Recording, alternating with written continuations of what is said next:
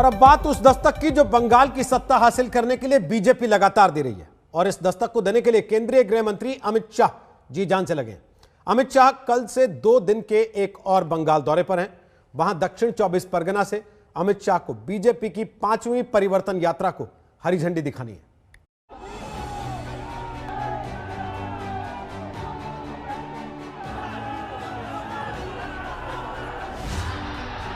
जय श्री राम, जय श्री राम। फिर से सोनार बांग्ला के लिए परिवर्तन। ये लकीर है बीजेपी की, और उसे खींचने के लिए बीजेपी के चाणक्य कहे जाने वाले अमित शाह मैदान में हैं। परिवर्तन यात्रा है सोनार बांग्ला बनाने की परिवर्तन यात्रा। बहुत मौका दे दिया ममता दीदी को, 10 साल तक शासन कराया, बंगाल का भला नहीं हुआ। बंगाल में बीजेपी की एक और परिवर्तन यात्रा लॉन्च करने के लिए 18 फरवरी को गृहमंत्री अमित शाह राज्य के दौरे पर हैं। दक्षिण 24 परगना के काकद्वीप से बीजेपी की 5वीं परिवर्तन यात्रा निकलने वाली है। रथ यात्रा को रवाना करने से पहले काकद्वीप के इसी मैदान में अमित शाह पहले जनसभा को संबोधित करेंगे। काकद्वीप का ये इंदिरा मैदान अमित शाह की उस रणनीति का गवाह बनने वाला है, उस संकल्प का साक्षी बनने वाला है जिसमें बंगाल में बीजेपी का कमल खिलाना है। भारत माता की।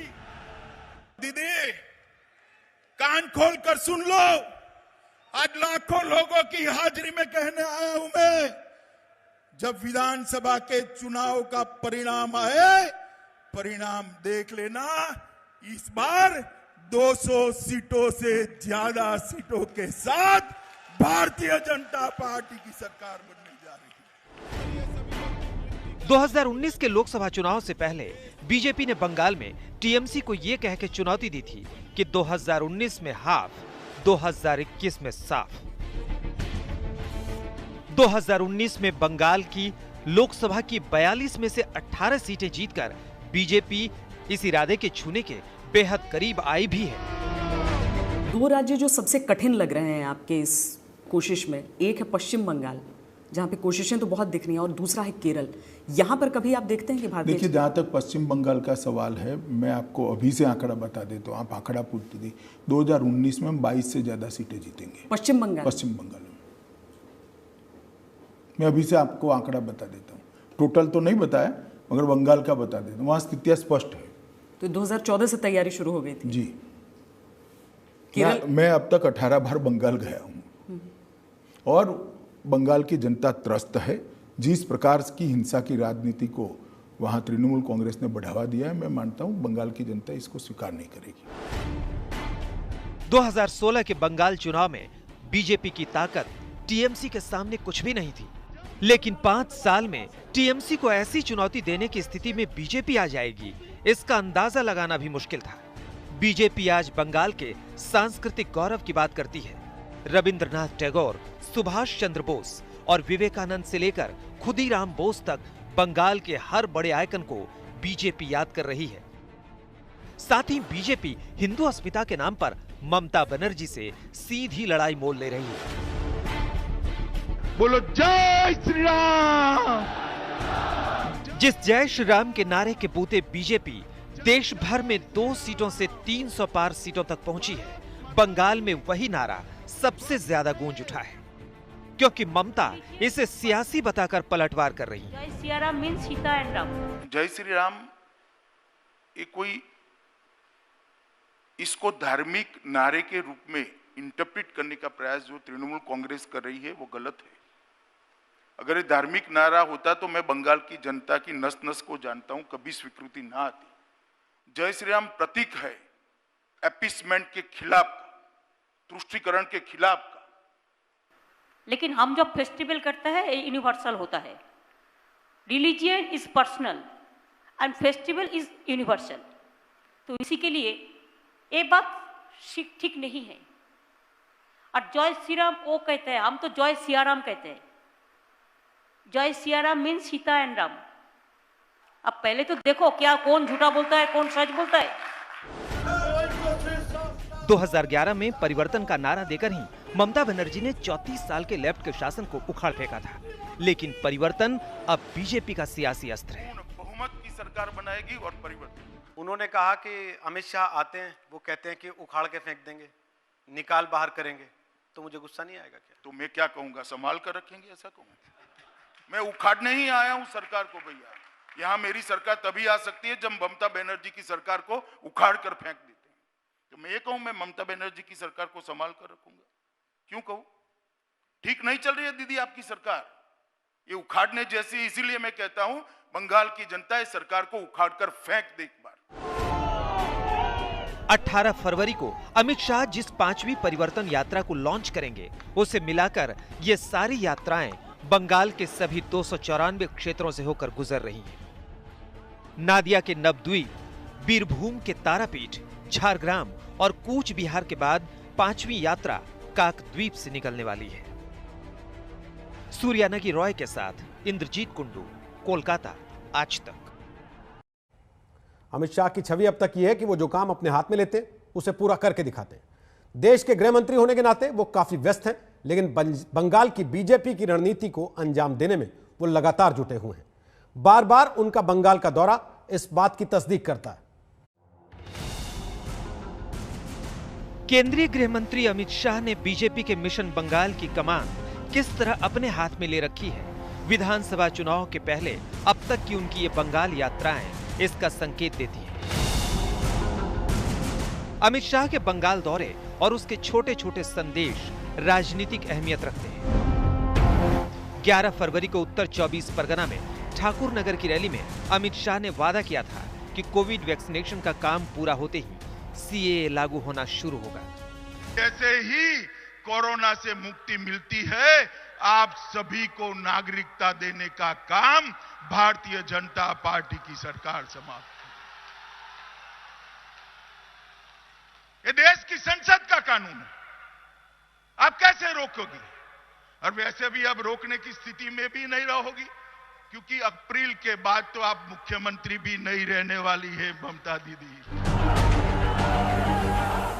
अमित शाह ने यह वादा जिस उत्तर 24 परगना की ठाकुर नगर रैली में किया, वो मतुआ समुदाय का गढ़ है। मतुआ हिंदू शरणार्थी समुदाय है, जिनका वोट बंगाल में करीब 15% है। अब दक्षिण 24 परगना में जब वो बीजेपी की परिवर्तन यात्रा लॉन्च करने आ रहे हैं, तो उस कार्यक्रम के दौरान अमित शाह जिले के नारायणपुर गांव के एक हिंदू शरणार्थी परिवार के साथ लंच भी करेंगे। सुब्रत विश्वास के पूर्वज पूर्वी पाकिस्तान से आकर बंगाल में बसे थे। एक हफ्ते पहले विश्वास परिवार को अपने घर पर अमित शाह के आने की सूचना मिली। तब से पूरा परिवार उनकी अगवानी की तैयारियों में जुटा है। अमित शाह पाड़ाते खूबই ভালো লেগেছে শুনে এবং আমরা পাড়া প্রতিবাসী খুবই আনন্দিত। আমরা কোনো সময় ভাবতে পারিনি যে উনি আমাদের রাজবংশী সম্প্রদায়ের ভিতরে আসবেন। अमित शाह पहले के बंगाल दौरों में इसी तरह के लंच कर चुके हैं, ताकि लोगों से सीधा जुड़ाव हो सके और उन क्षेत्रों में भी ममता को चुनौती दी जा सके जहां बीजेपी कमजोर है। बंगाल में 4 क्षेत्र हैं: उत्तर बंगाल, दक्षिण बंगाल, गंगा क्षेत्र वाले इलाके और राढ़ क्षेत्र। 2019 के लोकसभा चुनाव में बीजेपी ने उत्तर बंगाल और राढ़ क्षेत्र में दबदबा कायम किया था। 2014 से ही उत्तर बंगाल में बीजेपी बढ़त पर है, जहां कभी लेफ्ट का कब्जा हुआ करता था। ममता की पार्टी दक्षिण बंगाल और गंगा वाले इलाकों में बेहद मजबूत है, जिसने 2019 लोकसभा में ममता की साख बचा ली थी। दक्षिण बंगाल में सबसे अहम है कोलकाता जोन, जहां विधानसभा की 51 सीटें आती हैं। इस जोन की चुनावी राजनीति बीजेपी ने संगठन मंत्री सुनील बंसल को दी है। सुनील बंसल के साथ मिलकर अमित शाह ने 2014 के लोकसभा चुनाव में बीजेपी के लिए यूपी की 80 में से 71 सीटें जीती थी। शाह ने सुनील बंसल का साथ लेकर 2017 के यूपी विधानसभा चुनाव में भी जीत की रणनीति बनाई थी। 2019 के लोकसभा में कोलकाता जोन की किसी विधानसभा सीट पर बीजेपी बढ़त नहीं बना पाई थी, लेकिन अब पासा पलटने के लिए सुनील बंसल 3 महीने से वहां डटे हैं। इस तैयारी के साथ बीजेपी की रणनीति सीधे ममता बनर्जी को घेरने की है। अमित शाह की मौजूदगी में जब ममता के नंदीग्राम आंदोलन के सिपाही रहे शुवेंदु अधिकारी को बीजेपी में शामिल कराया गया, तो जवाब में ममता को कहना पड़ा कि मैं खुद नंदीग्राम से चुनाव लड़ूंगी। नंदीग्राम सीट एमनिते এটা জেনারেল সিট, কাজেই কোনো অসুবিধা নেই। এমনকি আমি যদি নন্দীগ্রামে দাঁড়াই কেমন হয়, এটা আমার ইচ্ছা হয়েছে, আমার মনোবাসনা। ভবানীপুরকেও আমি নেগলেক্ট করছি না, ভবানীপুরেও আমি ভালো প্রার্থী দেব, ওটা আমার ভালোবাসার জায়গা। বক্সিকে বলবো নন্দীগ্রামেও আমার নামটা যেন থাকে। बीजेपी ममता को उनके अपने क्षेत्र भवानीपुर में भी घेरने की रणनीति बना चुकी है। ममता के भवानीपुर और उनके भतीजे अभिषेक बनर्जी के डायमंड हार्बर में 120 दिनों का कैंपेन बीजेपी चलाने वाली है। बीजेपी के ये तेवर ममता को परेशान कर रही हैं। अमित शाह ने दिसंबर 2020 में बोलपुर में रोड शो किया था। उसके कुछ दिनों बाद ममता ने भी वहां से मार्च निकाला।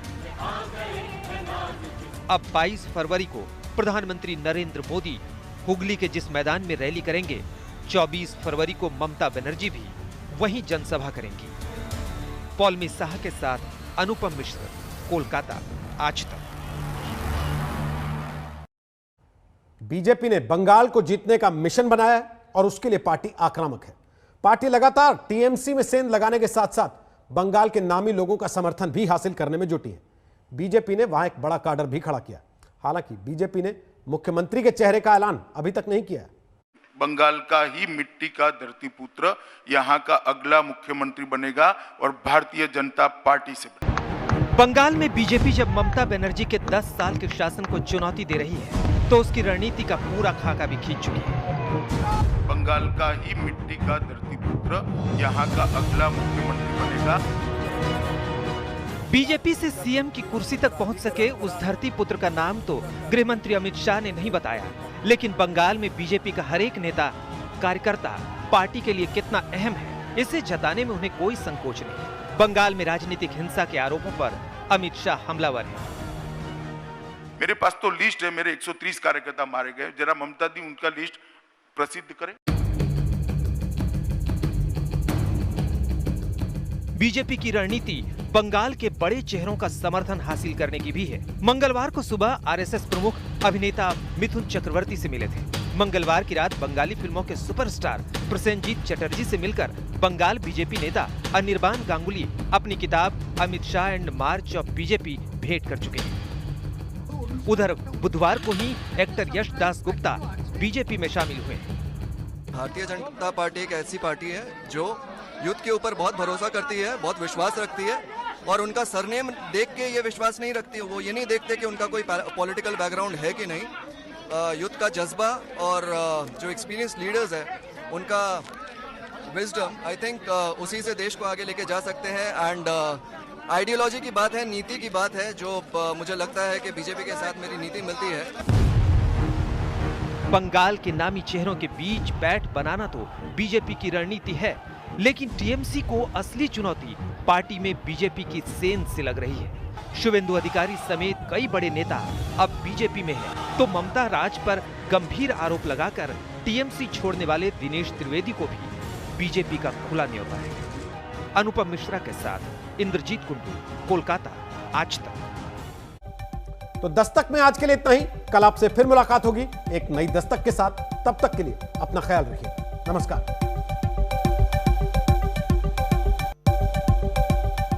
नमस्कार, मैं हूं अंजना ओम कश्यप। हमें उम्मीद है ये वीडियो आपको पसंद आया होगा। लेटेस्ट खबरों के लिए यूं ही देखते रहिए आज तक, और इस वीडियो के पसंद आने पर लाइक, शेयर एंड सब्सक्राइब करना ना भूलें।